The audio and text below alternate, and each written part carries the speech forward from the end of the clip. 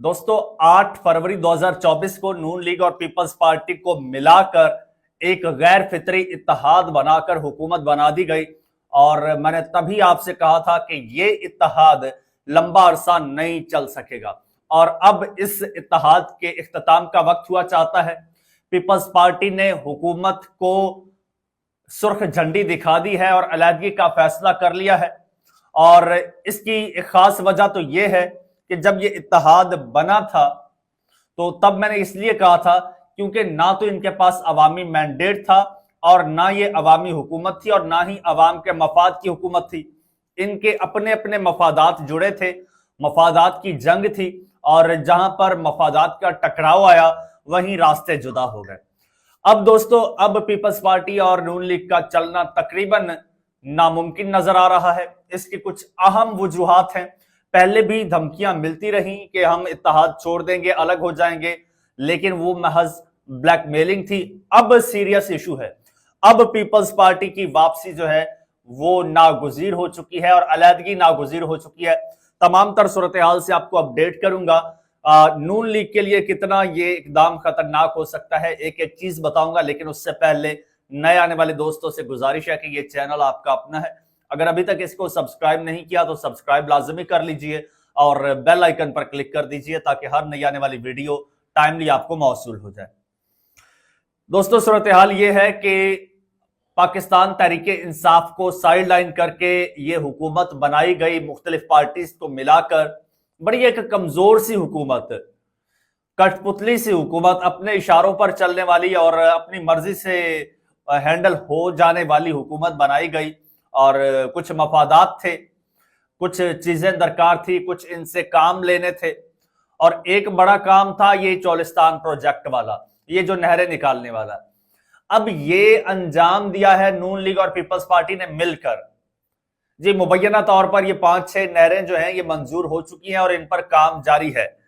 लेकिन अब peoples party ने यहां पर डबल गेम खेलने की कोशिश की है, हमेशा की तरह हुकूमत के साथ मिलकर ये वारदात डाल दी और फिर सिंध के हमदर्द बनने की कोशिश की। लेकिन इस बार अच्छी किस्मत थी कि सिंध जाग गया। पीपल्स पार्टी की बदकिस्मती थी कि सिंध जाग गया और इस बार सिंध पीपल्स पार्टी का लॉलीपॉप जो है वो समझ गया है और लॉलीपॉप लेने से उसने इनकार कर दिया है। इस वक्त जब मैं आपसे मुखातिब हूं, सिंध पंजाब का राबता मुनक़ता हो चुका है, हाईवेज बंद इस वक्त पड़े हैं और वकला बरादरी ने खैरपुर का इलाका है बबरलो, वहां पर रोड ब्लॉक किया हुआ है और गुड्स ट्रांसपोर्ट हो गई, पब्लिक ट्रांसपोर्ट हो गई, सारी की सारी बंद है। आज दूसरा तीसरा दिन है और इसके अलावा जितनी भी कॉम्परस जमाते हैं, सिविल सोसाइटी है, एक आम सिंधी है, हर कोई बढ़ चढ़कर इस प्रोटेस्ट में हिस्सा ले रहा है, धरना बाकायदा दिया हुआ है और मुतालबा एक ही है कि हुकूमत ये फैसला वापस ले। जब तक वापस नहीं लेती तब तक ये धरना यूं ही जारी रहेगा। और सिंध की स्टेक होल्डर है पीपल्स पार्टी। और मजे की बात यह है कि इस बार जो है पीपल्स पार्टी ने यहां पर सियासत चमकाने की कोशिश की, लेकिन पीपल्स पार्टी की सियासत सिंध के लोगों ने उठाकर सिंध से बाहर फेंक दी।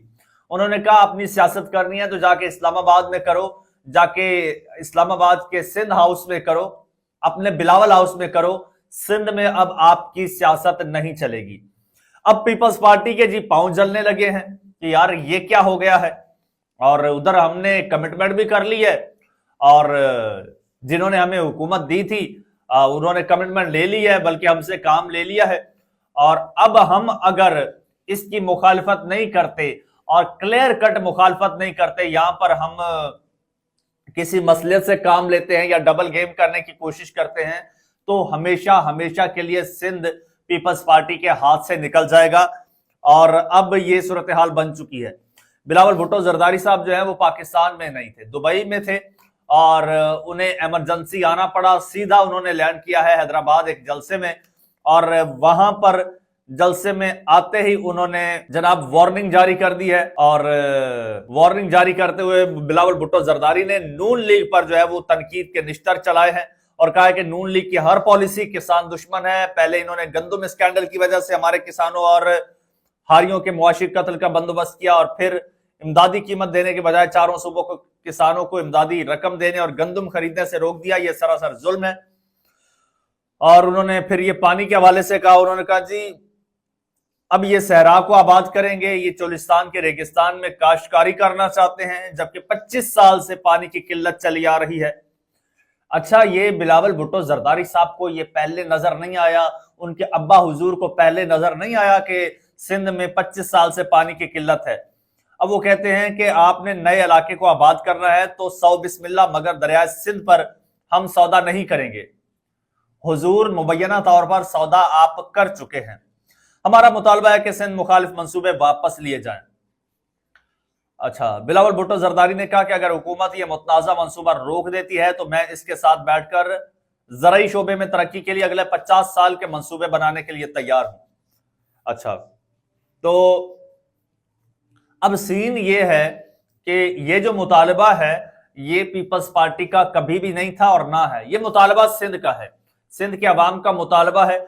और पीपल्स पार्टी अब ऐसी फंस चुकी है इसमें, अब पीपल्स पार्टी के पास दो ही रास्ते हैं, या तो ये फैसला वापस दिलवाए, ये जो हुआ है ये नोटिफिकेशन वापस हो, या फिर पीपल्स पार्टी इस हुकूमत से अलहदगी इख्तियार कर ले और ये हुकूमत जमीन बोस हो जाए। इसके अलावा पीपल्स पार्टी के पास कम से कम कोई तीसरा ऑप्शन नहीं है, क्योंकि अगर पीपल्स पार्टी हुकूमत का साथ देती है तो सिंध हाथ से जाएगा, और पीपल्स पार्टी छोटे से मफाद के लिए कभी भी इतना बड़ा रिस्क नहीं लेगी।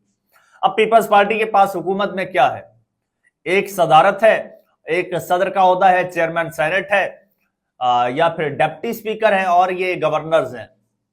तो ये सौदा पीपल्स पार्टी के लिए जो है ये सूदमंद है कि इनकी कुर्बानी देकर सिंध को बचा लिया जाए, बल्कि सिंध में अपनी सियासत को बचा लिया जाए, वरना सिंध में इनकी सियासत दफन हो जाएगी।